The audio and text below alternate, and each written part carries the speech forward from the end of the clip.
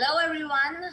Welcome to the next session of Thai Global Summit 2020, which is the world's largest entrepreneurial summit by the entrepreneurs for the entrepreneurs. We have some very eminent personalities who have graced the event and who are here with us today in this session. I would like to introduce you to the topic of the session, that is fertile ground for young minds, insights from farm to tablet. To conduct this session with us, we have a moderator, Mr. Philip DeCosta. I would like to tell you a bit about Mr. Philip. He's a board member at TIE London and is a partner at Pennington's Matthews Cooper. It's a top 50 law firm. Pennington's, what do they exactly do? They have a sector focused on technology and education, among many others. So, Mr. DeCosta, we are so happy and thankful that you're here with us today. Over to you. Good morning, good afternoon, and good evening. And thank you, Rohit. And thank you for all of you two joining us today.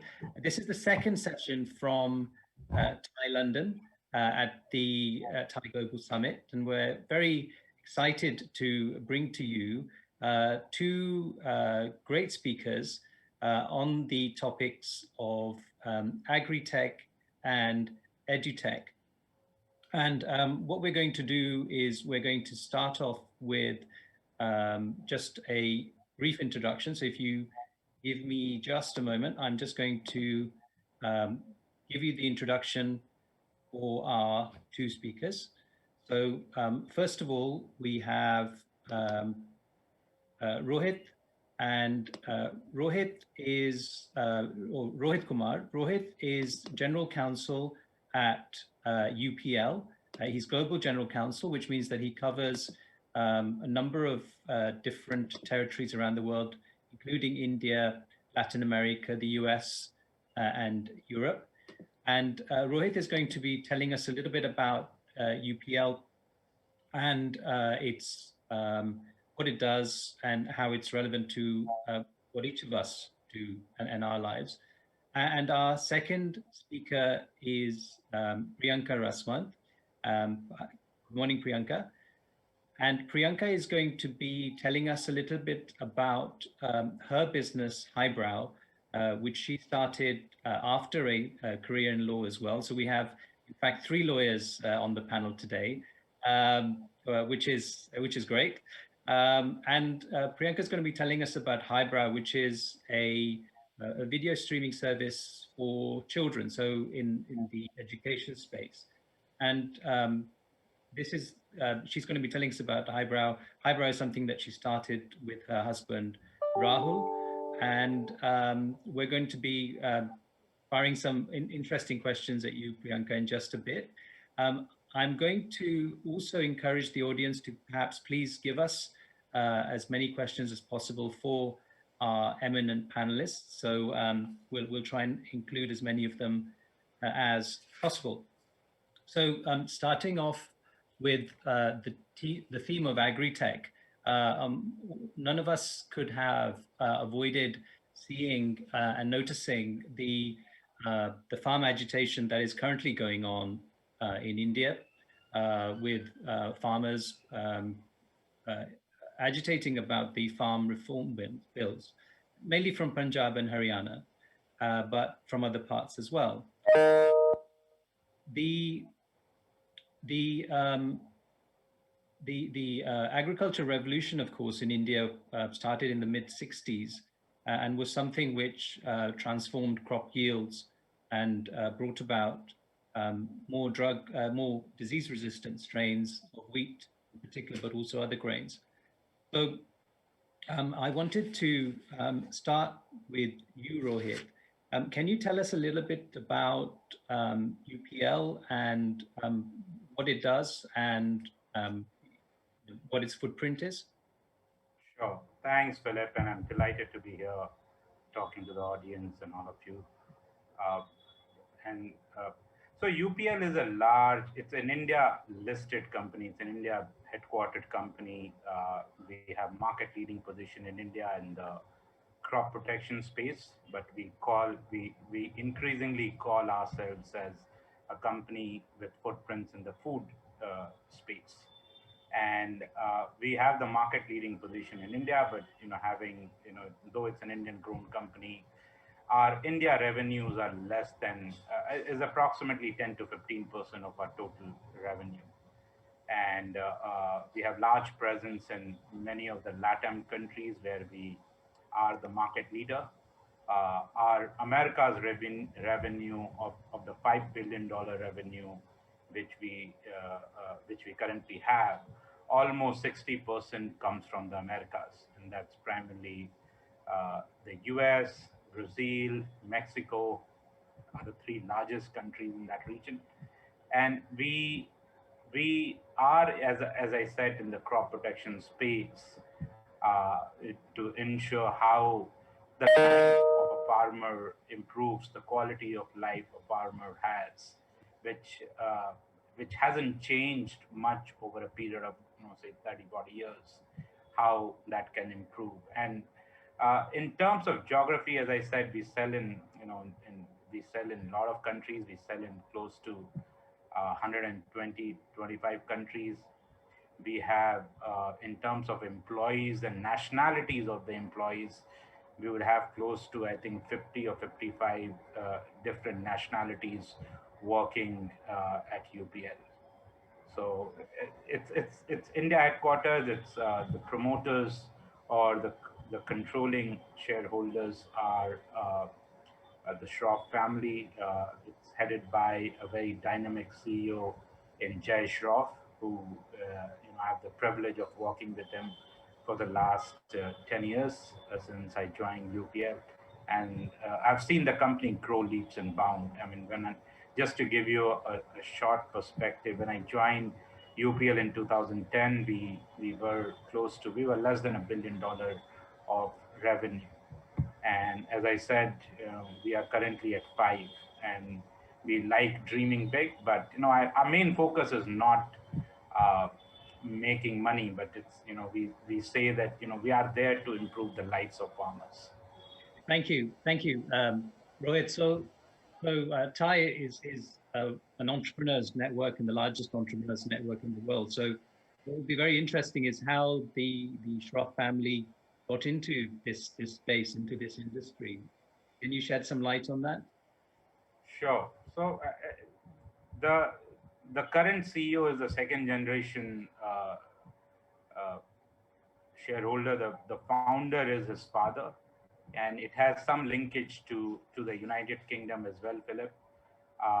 He is an excellent. The founder of UPL is an excellent scientist, or has a very fertile and innovative mind, even at the age of almost 90.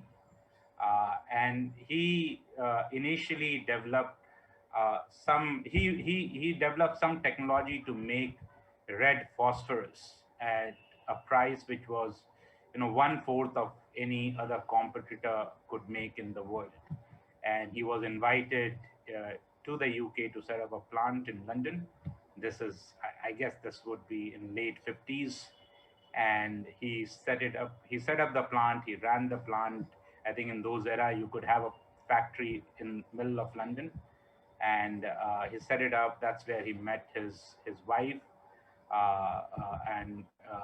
And then he brought back that. Then he thought that I should, since I've been able to establish this plant, I should be able to go and develop something in India. And that's the genesis. He came back to India, formed United Phosphorus Limited, which is the erstwhile name of UPL, and set up our first factory at Vapi, which is in a state in Gujarat in India. And that's initially it was a one product company. We were making phosphorus. And for all the people from India, you might remember, everybody, you'll remember bursting crackers during Diwali. And most of those crackers which Shiva Karshi or others use the products manufactured by UPL. Fascinating. You mentioned some of your key markets in being North America, US, Mexico, Brazil. Obviously, these and India, of course, are some of the countries which have been worst hit by COVID. in terms of disruption and damage to their economies. How has that impacted UPL? What has UPL's position been in terms of industries that have closed, essential industries that have continued? How has that affected you? That's a good question, Philip. So I think one thing with this pandemic has taught all of us is both at a personal level as well as a wider level. It made a distinction in our lives on what is essential and what is non-essential. And I feel lucky that I work in an industry which is essential. I think very early in the pandemic, governments across the world realized that when in Feb and March, people didn't know how this pandemic is going to pan out. Most of the governments realized that food security is going to be a key to make the world stable, and they just didn't want any risk on the food scarcity part. And very early they realized, and that was the time uh, we so our factories across the world, we have close to 40 plants in different parts of the world, 9 or 10 in India, rest outside. And I'm happy to share, Philip, that I don't think even one of our factories shut down even for a day. If they ran continuously, we continue to do well on a business side. As people could realize, food is something which is so basic. Pandemic or no pandemic, I think in pandemic people are eating more, and so our the first and the second quarter, for example, in India has been the best quarter ever for us in terms of sales and revenues. So the pandemic has been overall a positive for us. I think we have been able to put our mind effort into making sure how the government is able to achieve its objective of making sure that food is available without interruption to the large population. That's so it's so invaluable actually to remind us that food isn't grown at the supermarket, and that when we talk about our key workers, and we've been celebrating, certainly here in the UK, we've been celebrating our NHS staff and doctors and nurses and frontline staff, also the people who work in the supermarkets and make sure that they sell the food to us. But of course, key workers go beyond that, and it's to the growers and the shippers and the transporters who bring it to us, and companies like yours which make it possible in the first place in terms of helping those farmers grow those crops without with minimal disruption, I guess. Can you tell us a little bit about how UPL uses technology, as technology is something which is very salient to our audience, in terms of whether that is digitization or other use of technology in terms of your business? Sure.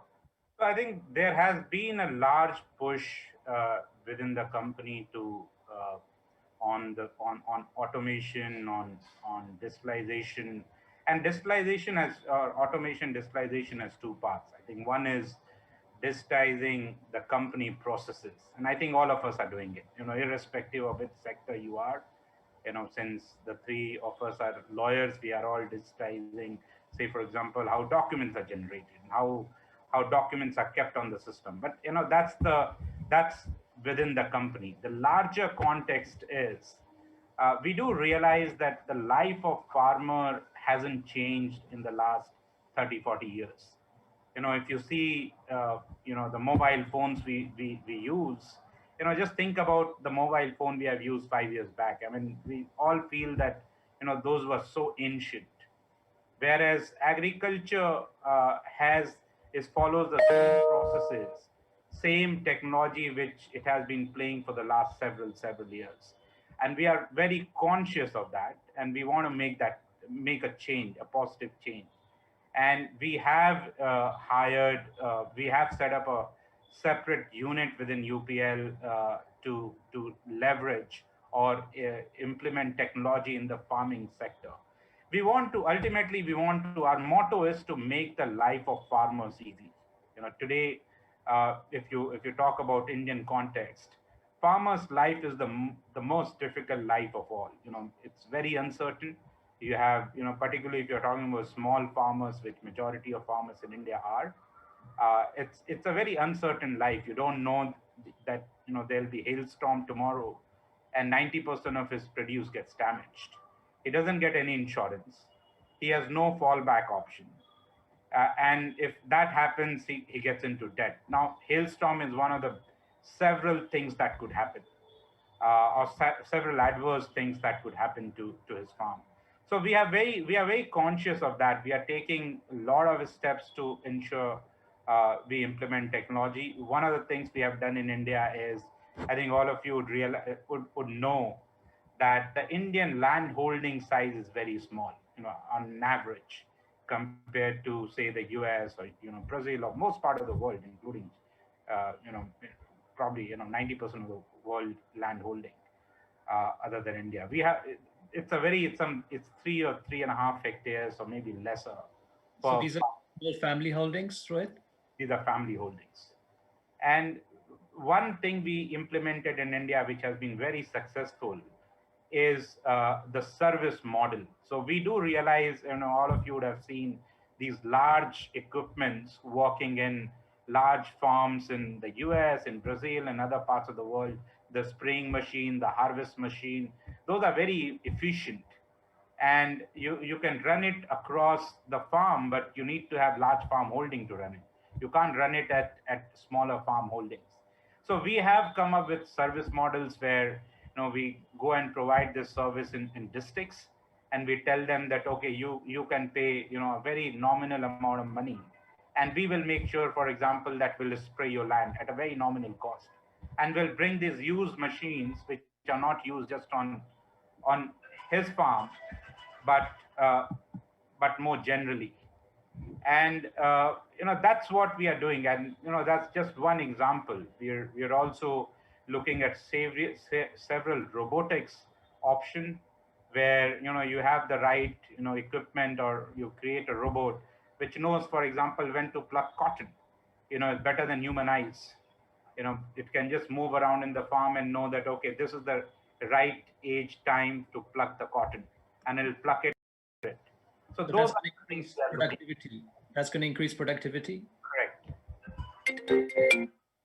So that's fascinating, and I can see that these are going to make the farmer's job easier. I mean, I was quite interested to read that the average household income for a farmer in India is around 77,000 rupees, which is the average for the country. Whereas in states like Bihar and Orissa or West Bengal, it will be probably below 50,000 rupees, which is below the average expenditure for a family.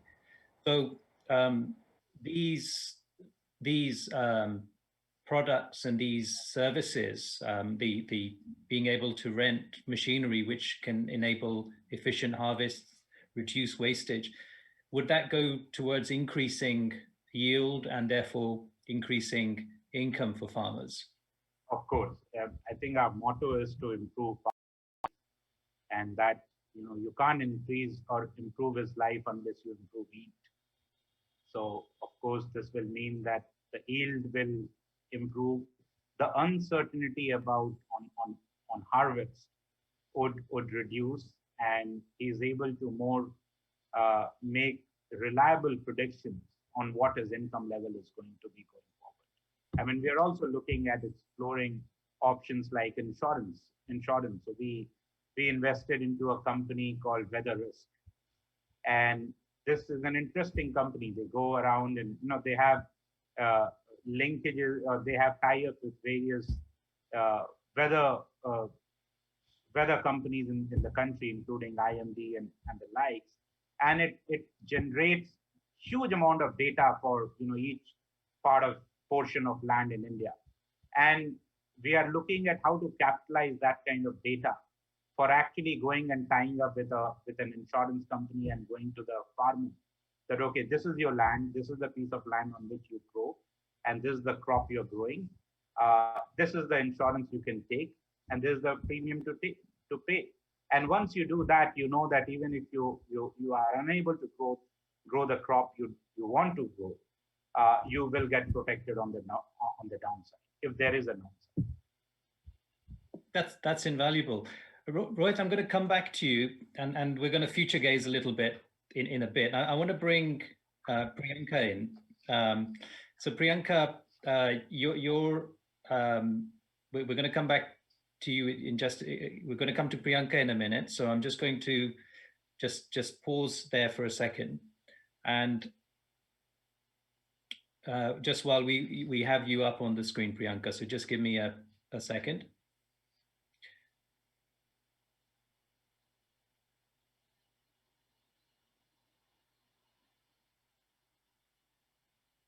I think we've lost all of us, but I think we'll be back in a minute.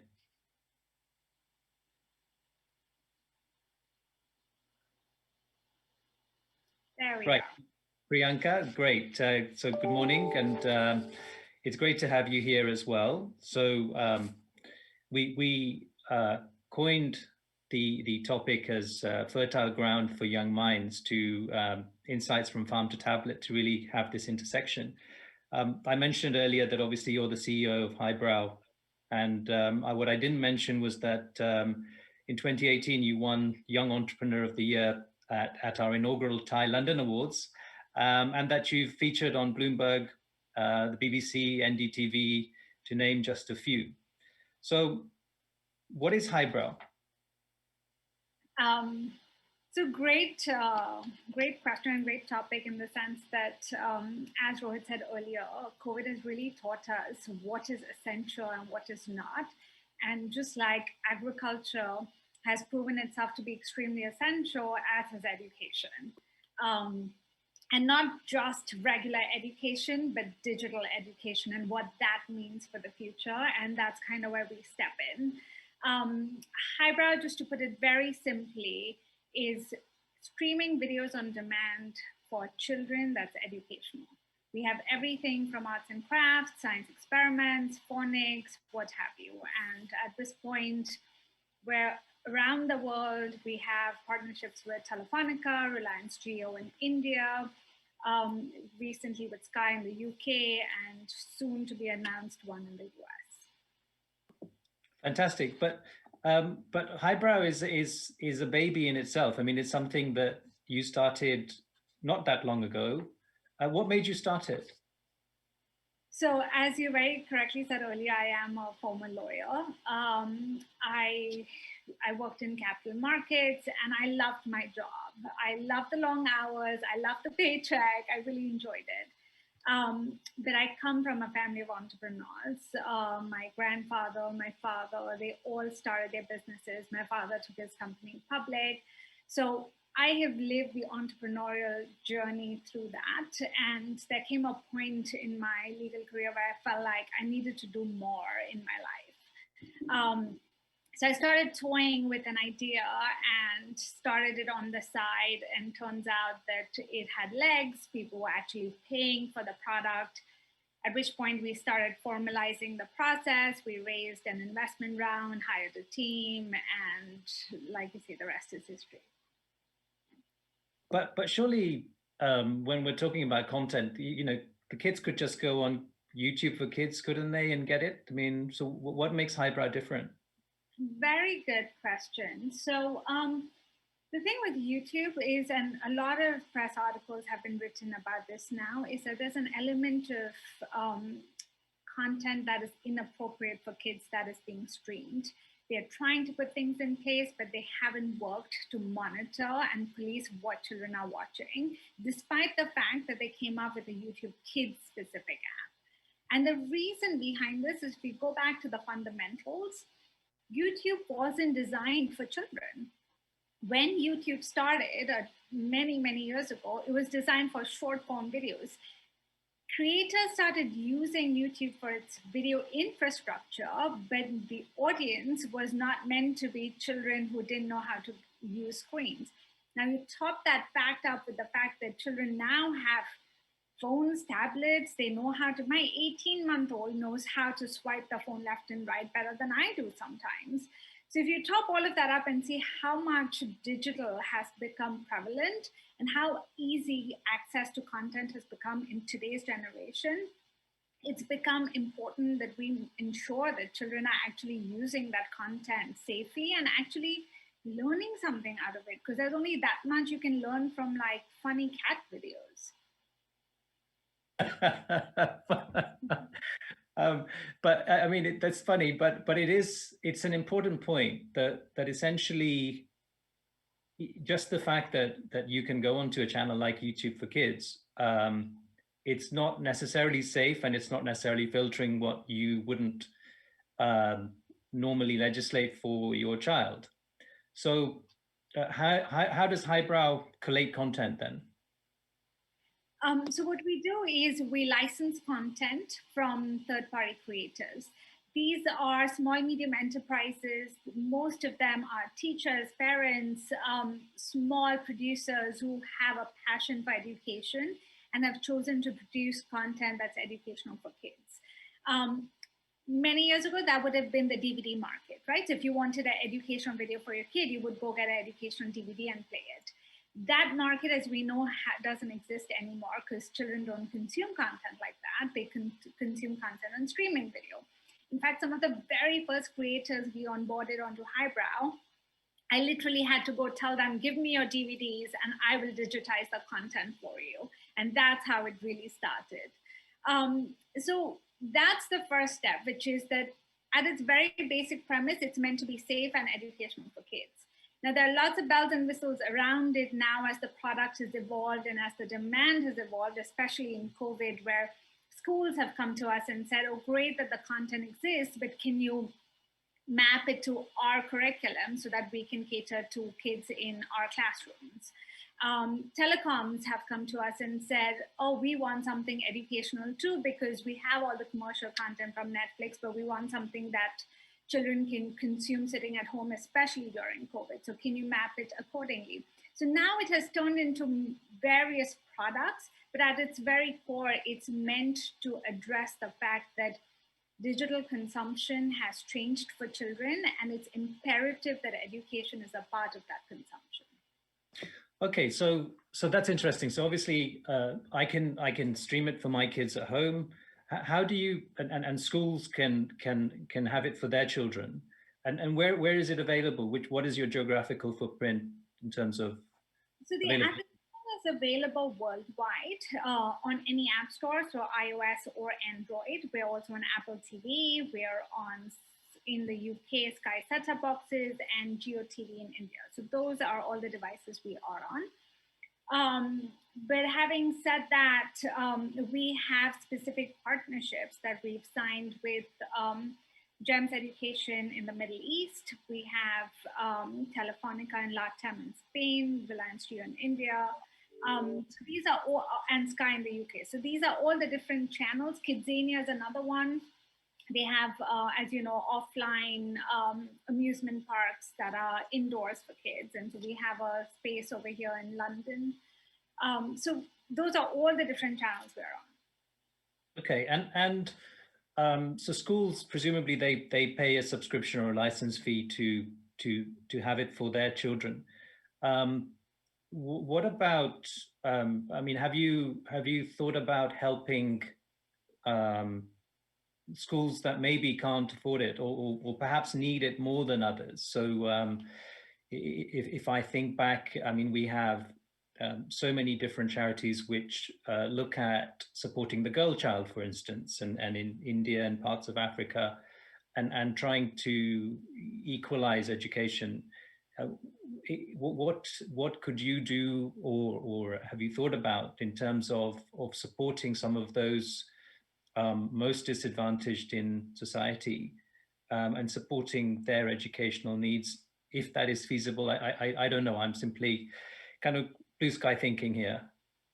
No, absolutely, absolutely. So in the UK, what we have is any school that offers free lunches can get a free subscription to Highbrow. we haven't launched anything formally in Africa or India, although we've had two separate conversations with two separate nonprofits. We haven't launched it yet. But this is me saying, if there's anyone out there who thinks that there are children who could benefit from highbrow, and that if we provided it for free, it would actually help, especially given the environment, please do ping me on priyanka@joinhighbrow.com. I would very much like to be involved. That's great. I mean, that's very, very kind. And Priyanka, you, as you know, I mean, Thai is made up of some very successful entrepreneurs and businesses, and many of them are also philanthropists, and they have charities, and many of those will be connected to education. So you might well get pinged. So, but thank you for that. Thank you for that offer. Sorry, yeah. So let me ask you another question, which is, again, as a parent of young children, which is hotly debated. And what is the ideal screen time for a child, as a mother yourself? So I have two boys, a 5-year-old and an 18-month-old, and screen time is an ongoing debate. I think it starts with step one, which is accepting for us as parents to know that screen time is here to stay. We cannot fight it, because in so many ways, if we deny it, we're disadvantaging our kids because they will not understand the technology. Having said that, we can use that as a tool to actually empower them, right? So I use this analogy often, which is most parents think about, healthy foods. What do we feed my child so that he has a healthy body? Let's not give him pizza every day. Let's make sure he's having his protein, his broccoli. Pizza is great, and every kid loves pizza, but it's good for maybe parties or weekends. That same mindset is now shifting to content, which is, yes, the entertainment content is good. Everybody wants to watch a good Disney movie, but that's not necessarily good for consumption every day. But what is necessarily good for consumption is learning maths, or learning phonics, or learning to meditate or do yoga sitting in your living room. And so there's an element that today's generation of parents have to face, which is, what is a good mix of screen time, and what is entertainment screen time, and what is educational screen time? So you haven't answered my question. So is that a number? I'll tell you what I do in my house. So is allowed to watch entertainment and fun shows on weekends, but during the weekdays, I do keep it limited to things that he's learning in school. So he watches highbrow to understand things about habitat right now. That's the current topic. That's how I balance it. Every parent has different needs. So, yeah. Have you got anything on agriculture and cultivation? We do, actually. So we have a couple of videos that are all about growing potatoes and bread. And it's actually one of our longest videos, 45-minute videos about farming. And when we initially licensed them, we didn't think that it would actually be very popular. But about 3 quarters ago, they were one of our top earning creators. So goes to show, children love that stuff. That's great. I'm going to bring back Rohit on that point. So Rohit, you heard programs about growing potatoes, and you've probably seen movies about growing potatoes on other planets. Have you seen The Martian, for instance? Yes, I have. What is the future of agriculture? I mean, are things going to change? How do you see things developing in terms of our food sources? Okay, no, that's a good question, and I think that's very futuristic. But I think of something which I read 2 or 3 days back probably is more towards what the future of agriculture is. I mean, some of you might have read that Singapore has recently approved lab-grown meat for human consumption. So you can develop meat at in your lab, and you can go out in the supermarket and sell it. Now, just the impact of that on agriculture, if that gets scaled up, can be very, very significant.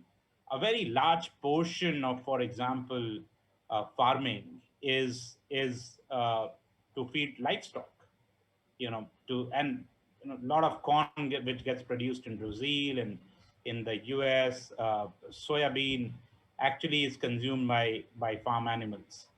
And if you don't need to raise them because you can grow them in a lab, just imagine the amount of impact that can have, good or bad. I mean, I think that's an open to debate. Every most it have both sides of the story, but it will have a very large impact on agriculture.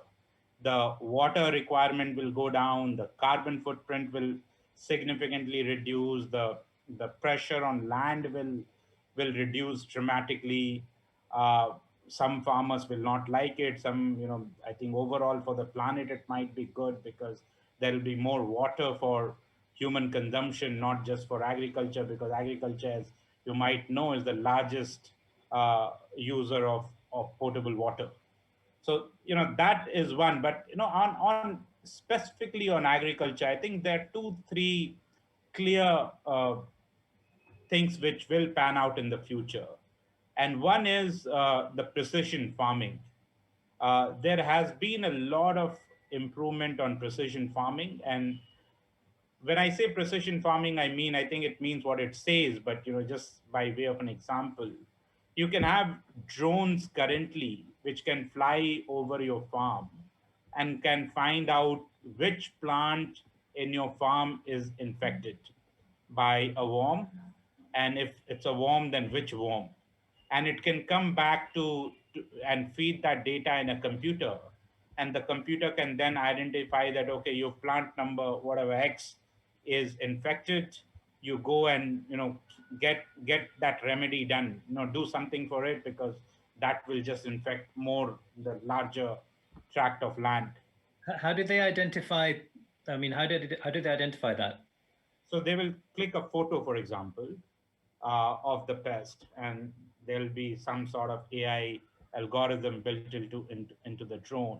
It will fly over, see a particular pest. Say, for example, if it's a pomegranate farm, it can actually go and see that, okay, this is the pest which is destroying the poms, and come back and feed that information in a central server. The server can process that information and conclude that palm or the tree plant is infected by a particular worm, and then suggest remedies. Now, if you do that at the right time, you, rather than treating a large portion of the farm or the entire farm, you may just have to treat a particular plant with the right remedy and get rid of that pest and stop that infection growing up in your farm. Now, just imagine how transformative that could be for all of us, particularly for the farmer, because today farmer just relies on his eyes. He will move around, and most of the times the pest grows inside the fruit, and It's hidden. It's hidden. it's hidden, and it's very difficult from your open eyes to realize, particularly when the farm size is big, to know that it's infected, and therefore you can't take remedial steps.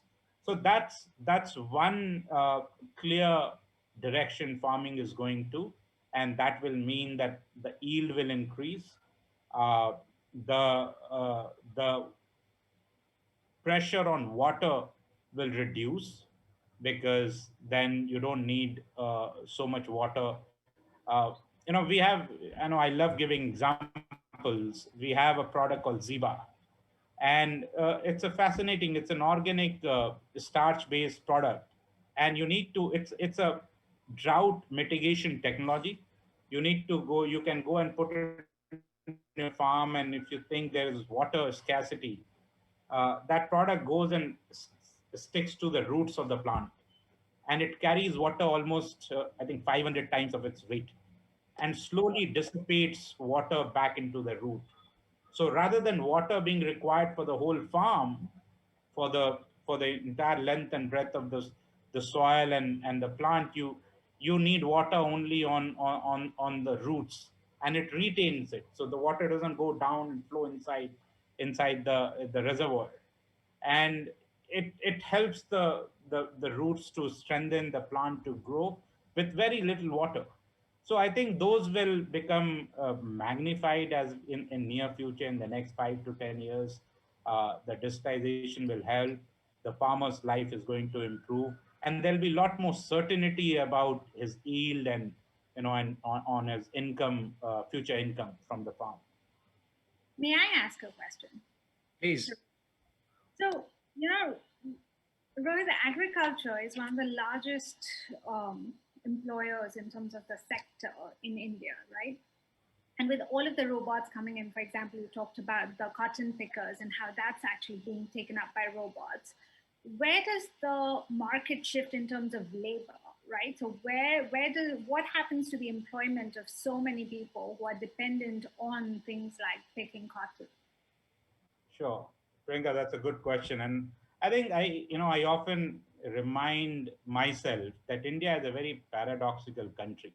Everything you talk about India, the exact opposite is also true. So one of the largest complaints farmers will have in India, if you go to Punjab, if you go to Andhra, one of the largest problems they will tell you is actually availability of labor. It's not abundance of labor; it's actually availability of labor. And I don't think it's going to entirely change the involvement of labor. It's like in the 80s when ATM machines came in the US, everybody thought that the bank branches will become redundant. You will not need a teller, you will not need the cashier at the bank. But what it led two was reducing the cost of transaction. And with the reduction of cost of transaction, you had more number of bank branches which ended up coming, and there were actually more employment generation. So I think I don't think the answer is yes or no. I think it's somewhere in the middle, and I would imagine that this will lead to productivity yield. Yes, some worker will requirement of labor will reduce, but that labor may get employed somewhere else as the economy grows, as the productivity grows. Thank you. I mean, it's very relevant here because with Brexit, for instance, a lot of the English or UK farmers have the issue of who's going to actually bring in the crop, because a lot of the uh, the labor that comes in is migrant labor, which comes in from Europe, from Eastern Europe, and the challenge is: are you going to leave uh, produce ready for picking on the trees, on the plants, and lose it? So, it's very relevant in terms of having some kind of assistance with that, even if it's automated, because you My can't. theory on that topic is that they're just going to push the cost onto the consumer. So your strawberries are going to cost $5.99 as opposed to $2.99. So Yeah, it may well be the case. I mean, let me ask you this. I mean, we looking forward now. Is the future of education? I mean, is that still going to be classroom based? Are we going to have a mix of, digital? Um, how do you see that changing? So I think we are all going to have to learn to live with the new normal, whether it's in the workplace or in schools. We have dealt with schools who are in denial and they think that this is only temporary and that after COVID is over, things will go back to how they were. The reality is they will not go back to how they were. We are all living in a different environment. COVID has changed our habits, at least for the next 12 to 18 months again. And children have formed new habits, teachers have formed new habits. So the sooner we embrace the change, the faster we will be able to actually make good use and bring efficiencies out of it. I think digital is here to stay. And if there was a time when I had to convince people that technology is going to disrupt education. Luckily, I don't have to do that anymore. COVID kind of did that for me, right? So no one now questions that theory. So now the question is, how do we use the tools that exist to actually better education? Thank you. And Rohit, I mean, coming over to you, there's a trend towards veganism or vegetarianism, which I don't think, again, like COVID, I don't think it's a fad. I think it's something which is more fundamental. Um, how do you see that changing the mix of um, crops, I guess, and is that something that you're seeing, or is that something that is is is just at the consumer level? Uh, at least we don't see that from an impact on business point of view. Unfortunately, most businesses in the world, large companies which are listed, look at yearly numbers and quarterly and yearly numbers. People don't think what's going to happen over a period of 5, 10 years or 10, 20 years. So obviously there is a momentum towards that, and I personally feel that that momentum has grown in pace. I mean, I have a very good example in, I my country manager for China was a pure vegetarian, Indian, who was sent to Shanghai, and we were all concerned how he will eat in Shanghai, vegetarian, and he was not just vegetarian. He would not even eat fries McDonald's because he would think that that's not pure. And I was amazed when I visited after a year or two. And every time I visited Shanghai in the last 5 years, since 2014, with the number of veg restaurants or options coming up, even in China, which all of us will not think of, Chinese or Chinese market, Shanghai market in particular, will have vegetarian restaurants. So there are, and that's true for most part of the world. You have many more vegetarian restaurants. Uh, its impact on farming and cultivation is obviously pretty strong, in the sense that just in terms of environmental impact of eating meat, you need, I don't remember the exact number, but per kg of meat consumes 500 liters of water versus you know 50 liters or 30 liters of water for fruits, vegetables. And so that number is disproportionately high, and more people shifting to vegetarian diet is obviously good for the planet. Now, whether how sustainable is that and how much it will go, I think it's ultimately going to balance, because while vegetarianism is increasing in say in the Western world, in countries like India, and this has already happened in China now, with more prosperity, you will, a lot of people who were vegetarians are also moving towards non-vegetarian diets, just because they can now afford it. So there is obviously at the whole planet level, there is some equilibrium, but I think overall that's the direction it's going to. So, Priyanka, you've been named Young Entrepreneur of the Year. Rohit, you were named as one of the hottest young 40 under 40 executives by Business Today. And you represented India at the Australia-India Youth Dialogue. What is your top tip for some of our young investors or young entrepreneurs who might be looking at whether it's education, digital education, whether it's agriculture? What is your top tip in terms of whether this is an area to look at, to invest in, to build in? So whoever wants to go first, you've got a minute each.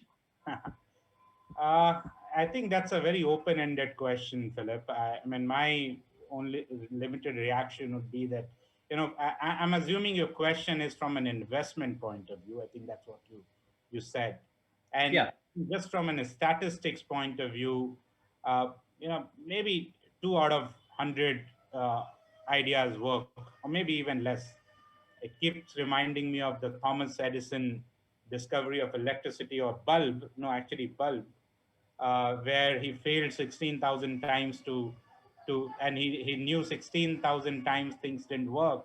For him, that one time it worked. So I think in some ways that's true for every sector, including the technology sector. So make your investment wisely, put your money on the winning horse. I know it's very difficult to uh, make that prediction, but you know I think you also need to be lucky. You do whatever you could at the time you make the investment, but give yourself some scope for luck playing out in your life, and don't hit yourself hard if it doesn't succeed. And I think the other one is I wouldn't bet just on one idea. If I were to make that investment, I would bet my money on a host of ideas, different ideas, and hopefully one of them will work. You diversify. Yeah, you bet. Priyanka?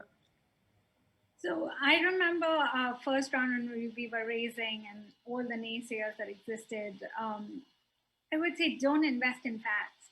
Don't invest in the hottest, interesting thing that comes along right now because it's the popular thing to do. Invest in fundamentals. Because if you think about things from a first principles perspective, then the odds of that being right and that playing out are always in the positive. Um, we've we used to have an investor. In fact, ever since COVID hit, we get like 2 or 3 investor emails a day. And at this point, I just ignore them all because we're very fortunate to be in a position where we choose who we bring onto our company as partners, even as investment partners. But that wasn't the case when I started the company, right? When I started the company, it was just I was some girl who had left law, was starting a company in tech and media, and the odds were that because I didn't have a background in content, media, or technology, that I wouldn't make it. Um, Sitting now, I will say the only thing that held everything together is because I looked at things from a first principles perspective, which is how things should be and therefore how things should be designed, as opposed to saying, okay, this is conventional, and so let's run with the flow.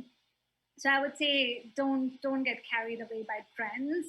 Look at the first principles. Thank you. I mean, those are both very good tips. I think, learning from failure, as Thomas Edison's example, and embracing failure to eventually reach your outcome, your successful outcome.